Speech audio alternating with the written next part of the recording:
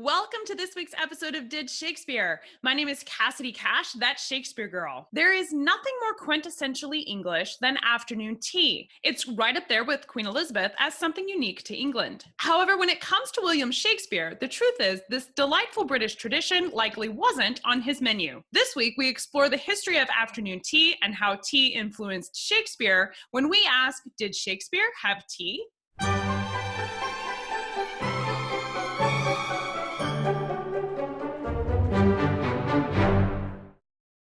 The tea plant itself gets its start in China.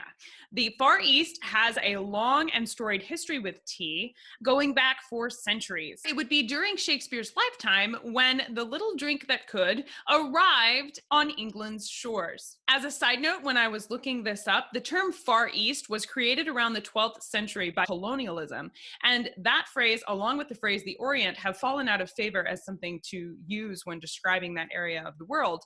And I found it really interesting to discover that actually Asia and East Asia around the same time period came up with a phrase that translates to far west to describe everything to the west of the Arab world. So apparently both sides of the globe have their generalities. It was actually this focus on British colonialism that focused on exploration. Without this focus on colonialism and exploration, it's doubtful if England would have the tradition of afternoon tea today. Different historical references come up with different exact times, but 1610, the same year that William Shakespeare was writing The Tempest, seems to be when there were regular shipments arriving of tea to England. The fact that regular shipments were coming in by 1610 means that the very first shipment would have had to have arrived before that, around the time that William Shakespeare was getting married. So while Shakespeare would have known about tea, it's doubtful that he would have enjoyed it in his regular meals, and he absolutely did not participate in afternoon tea.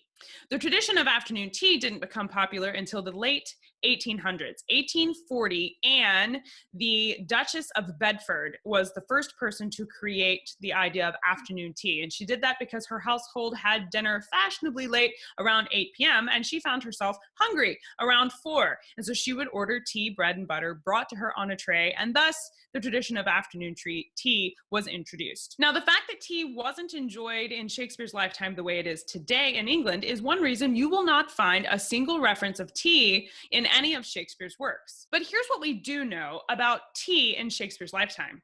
The year 1600 was when Queen Elizabeth first established the British East India Trading Company, and their job was to go to places like India and China and trade in popular spices that they did not have in England.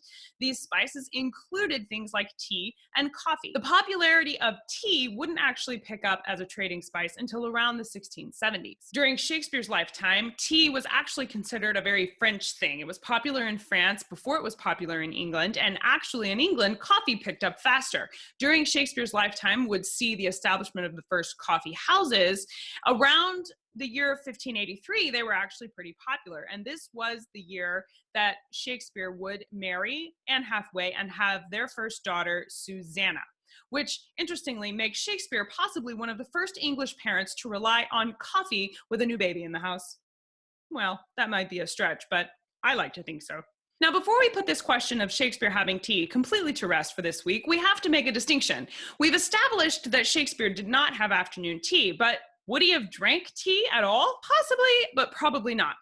The first record of tea arriving in England that we have is from a merchant in 1615. So we have regular shipments coming by 1610, and we have a merchant recording it as part of his fare by 1615. So all of these are happening in Shakespeare's lifetime, but do those two records indicate that it was popular before then and this is just evidence of its popularity? Or is it going the other way and this is showing that it's starting to pick up, and so before these records it wasn't really popular, but by this time it's starting to pick up? We don't really know. We do know that by 1700s, London shop merchants were selling tea in their shops, and we also know that the British East India Trading Company were taking the time to go and trade in tea.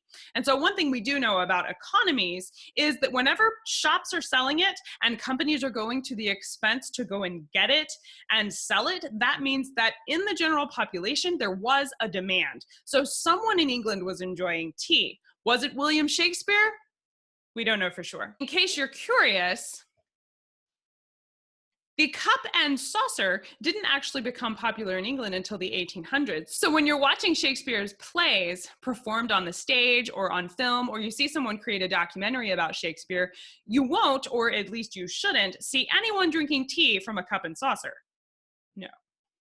That's it for this week here at Did Shakespeare. I hope you enjoyed this video and that you learned something new about the Bard. As always, the best conversations happen after the episode over at CassidyCash.com. There's a link in the show notes below this video where I link you back over to the blog. And on the blog, I show you all of the research that went into creating today's episode, as well as give you the opportunity to talk with me about what you think about Shakespeare drinking tea. I can't wait to speak with you. I'll see you over there. Talk soon. Bye-bye. If you enjoyed this video, please hit like and subscribe. Every like and subscribe that videos like this one get helps this information reach more people. And as you know, as Shakespeareans, we love to have friends. So hit subscribe, become our friend, and I'll see you guys next week. Bye-bye.